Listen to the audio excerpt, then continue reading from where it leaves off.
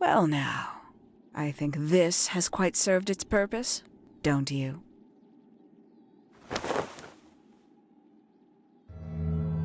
Penny, why did you... It's Penelope, if you don't mind. But before we begin, isn't there a certain formality demanding our attention?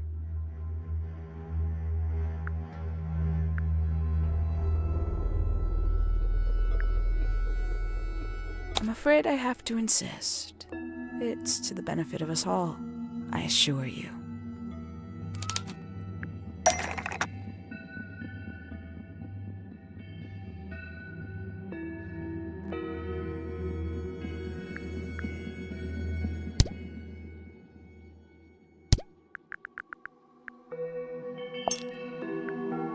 Lovely. Now, tell me, what was it that drove you this far? I'm ever so curious. I just need to know the truth. Is that right? Interesting. Why did you do it, Penny? What did Freya do to you? Absolutely nothing. So, what? You just hated her indiscriminately? Freya Fellow was an inspiration to us all. She was possessed of a great energy, the volition to create something from nothing, the willpower to walk beyond her boundaries. She was truly free. Everything I couldn't be. You know what? I just realized I actually have no idea who Penelope Pointer really is. Weird, isn't it? Considering we've met her, 3 times now? Exactly. How do we know this one isn't a disguise too? You think you've already hollowed us out, don't you? Only a few short hours at Tangle Tower, and you feel like you've got everyone sussed. Unearthed every single one of our secrets. Nothing but bullet points for your notebook. Go on, indulge me. What does it say in your notes about Penelope Pointer?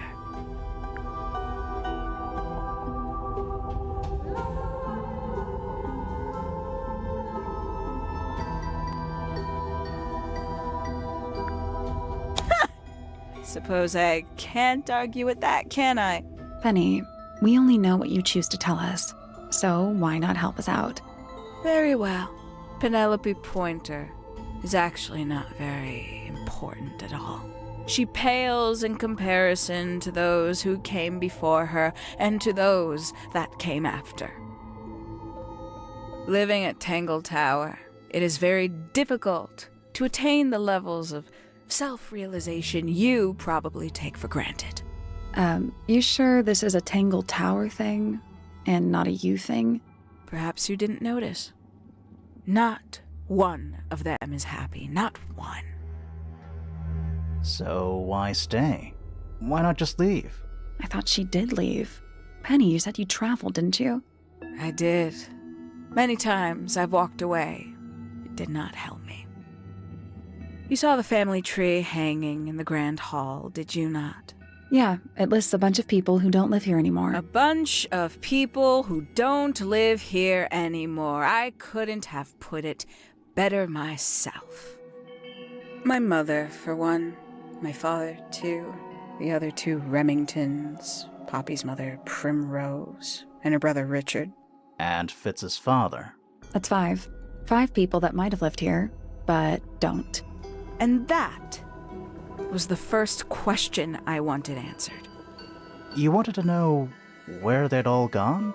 More than that, I wanted to know if I belonged with them. I have no place here. Not among the Fellows, the Remingtons, or the Pointers. But I felt there must be a reason why everyone else left. Some common purpose they all shared. Perhaps it could be my purpose too. So, what did you actually do about it? Nothing I could do, at first. Nobody would tell me anything. The more questions I asked, the fewer answers I got. Then, I found it. I was 19. Same age Freya is now. Found what?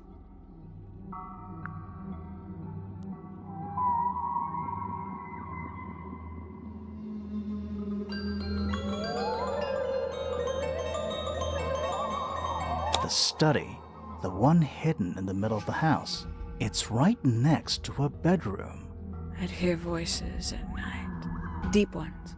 And the strangest thing, the wall behind my bed would get incredibly hot. For hours on end, the paint would peel, wallpaper wouldn't stay up. I thought I was cursed.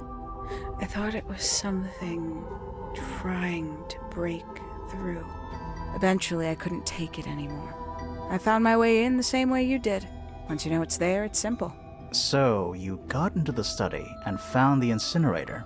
That must have been a relief, right? It was still warm when I found it. Then, I looked inside. Let's see how thorough you've been. Tell me, do you know what a misted is? Misted? What? As I expected. After all, their connection to the Freya case is minimal, at least at the surface. Sorry, what are we talking about? It's a collective term, from before my time. Birds, insects, amphibians, anything living off the lake water. The mutation can take several generations, or it can happen overnight. Wait, mistids, like cryptids, like Bigfoot or whatever. A little egregious, isn't it? I suspect that was an intentional parallel. The main difference being mistids are perfectly real. They're just kept secret. Or at least, that was the original plan. As it happened, some got out. Quite a few got out. How do you know all this? When I entered the study at 19, I found a single object that rather changed my life. Something which answered my questions while at once creating all new ones.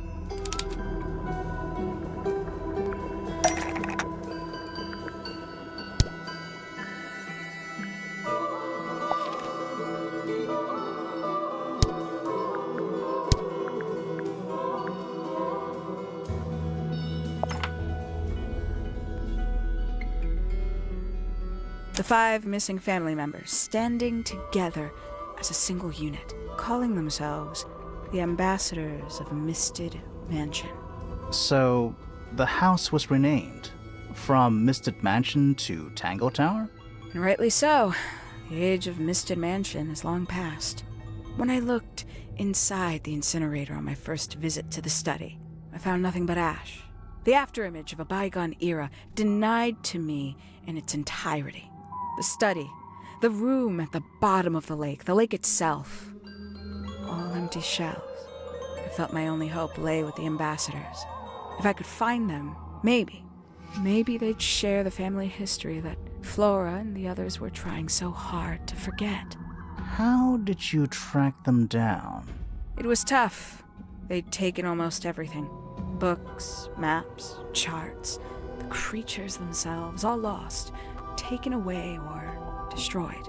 But I got lucky. I got a lead. I found one, and he led me to the rest. And? What happened? Why'd you paint out all their faces? They didn't help you either, did they? 19-year-old me had imagined they'd all left with a mission, a unified purpose. But they hadn't. They were, in fact, every bit as fractured as the people that still live here. Most of them had left tracking escaped mistids. Some claimed to be researchers, others little more than hunters. All 5 completely useless to me. Even your own parents? Eventually, I returned to Tangle Tower. I had nowhere else to go. I considered giving up. But instead, I made a decision.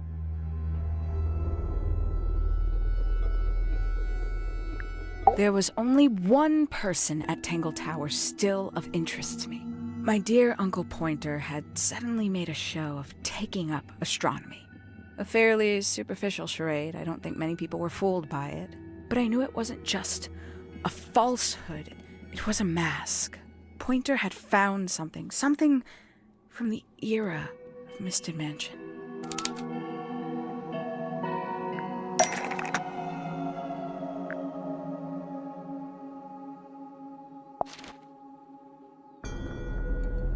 So where did he get the beetle? I cannot be sure, but I theorize that he received it in the post. In the post? From who? Who can say? Someone outside Tangle Tower.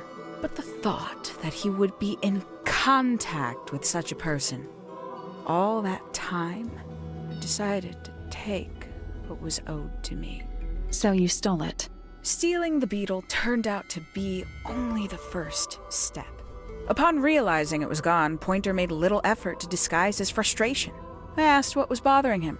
He foresaw no risk in sharing a little of the truth with his niece. He told me he'd lost a rare treasure, something he'd been keeping safe. I suggested, innocently, that perhaps it was not lost. Perhaps it had been stolen. He was very ready to believe he'd been the victim of theft. When I offered to call in a private detective, he jumped on the idea. She arrived the next day. Hawkshaw prides herself on her punctuality, as you know. Why, though? Why go through all that? The name, the costume, and everything? It's somewhat sad to admit, but I had little use left for Penny Pointer as she was. Hawkshaw afforded me new advantages, opportunities. But didn't you have to pretend to be working for Professor Pointer?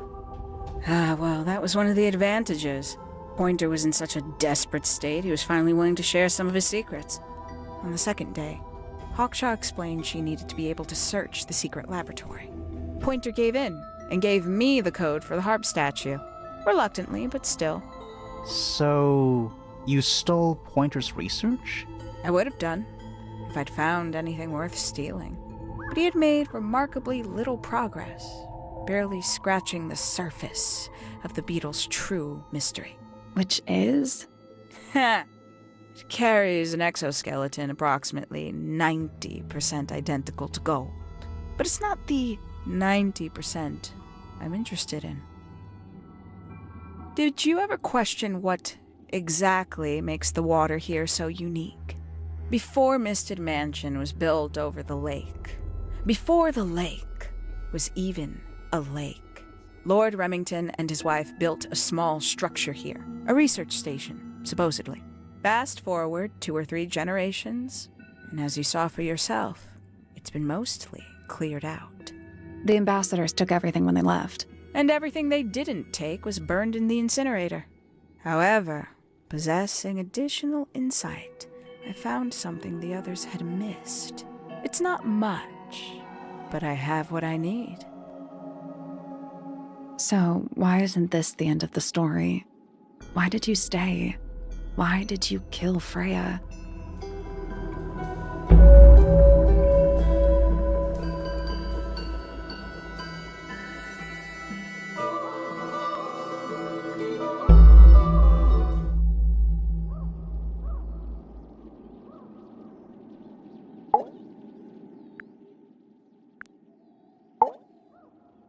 Simply put, Freya was too good for me.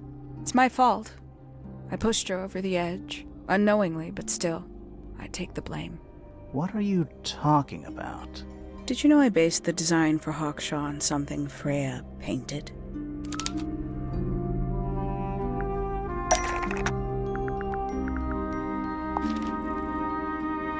That's right. I had assumed it was purely abstract. I just thought it had a good energy. I later discovered it was a figure of some kind, something from Freya's recurring nightmare. For all her vitality, I think Freya was probably the most troubled of all of us. She was desperate to leave Tangle Tower, but she couldn't just walk away. For quite some time, she'd been trying to break into Pointer's laboratory. Freya and her friends were halfway through deciphering those symbols on the harp statue, I believe. Why did she care about getting into Pointer's lab? That's exactly what I wondered. At first, I thought perhaps she just wanted to free the beetles. She has a fondness for them. What Pointer was doing upset her significantly. But in fact, I think it was something else. I think she wanted to free Fiona. The real reason Freya was unable to leave Tangle Tower is that she could not get Fiona to agree to come with her. We're now firmly in the realm of speculation, but I think Freya felt that exposing the darker secrets of Tangle Tower, not just to the rest of the family, but to the world, would compromise all three families, and perhaps, somehow, free Fiona from the shackles of her inheritance. That was her plan anyway, but something happened before Freya could find her way into Pointer's laboratory. She found her way into your study, found your notes, found that photograph. I'm willing to bet she put it all together quicker than we did. So she worked out what had happened to the 5 ambassadors. Specifically, what you'd done to them when they refused to help you. Freya had made a promise to paint Flora as a birthday gift, a parting gift no less. She'd be in a locked room, several hours away from her friends. It was my best chance. But why hide in the attic? And why bother with the beetle at all? The beetle in the gramophone wasn't for Freya. It was for Flora. She didn't deserve to be involved. She suffered enough. I couldn't get Flora out of the room, but if she could be unconscious, then she wouldn't have to witness anything. Why the knife? The illusion of the painted knife with the blood. That was for Fiona. And Poppy too, I suppose. Gave them something to focus on. You mean it distracted them while you made your escape? It helped them cope. The very idea of something abstract, something supernatural. I believe it made things marginally less painful for them, initially. Worked on you, too. So why are you still here? Why not take your first chance and leave? Well, I've been waiting for an opportunity to get my beetle back. I'd really rather not leave without it. Wait, it's still here? It's still inside the gramophone.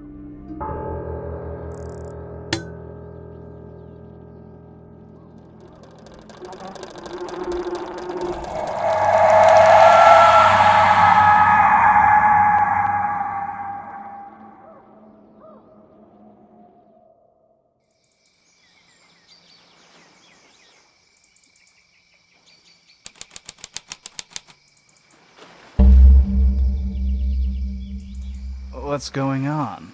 Poppy, they are both awake. I can see. You two all right? My head hurts. What happened to us? You were both unconscious. 14 minutes by my count. Really? You're both fine. No injuries. Was it the beetle? In the gramophone? I heard it through the ceiling in my room. The exact same sound we heard before the murder. I guess it must have been. So how did we get down here? What happened to Penny? Fitz saved both of you, obviously. When I reached Flora's tower, you were both unconscious, and Penny was crouched down beside you. She had her crossbow on her, but who knows? She may have just been checking you were both asleep. Did you know that she was the murderer? Poppy and Fifi suspected her. Apparently, they were pretty close to solving it themselves. Fitz did not want to believe us, because he liked Penny. A lot. But what happened? Fitz, what did she do when she saw you? She jumped out the window. What? Did she survive? She did. I heard something land in the garden outside my room, but by the time I got out there to check, she was already gone. Hang on. Poppy, why do you have Penny's hat bird? She left him behind. I found him sitting on the floor in the aviary, all by himself. Poor little thing. The mean lady didn't care about you at all, did she? No, she didn't. I apologize. Poppy seems to be under the illusion that the bird can understand human language. So, Penny got away. I'm afraid she did. We had suspected she might try to escape. I was stationed here by the lake's edge. I proved to be an ineffective guard. She took the boat. Did she take the beetle with her? Nope, How do you know? because it's right here. It was still in the gramophone. I guess I scared her off before she had a chance to take it. Poppy, what are you going to do with it? Are you going to give it back to your father? No, I'm not. It doesn't belong to anyone. So, I'm going to put it on the ground and never bother it again. I think that's what she would have wanted.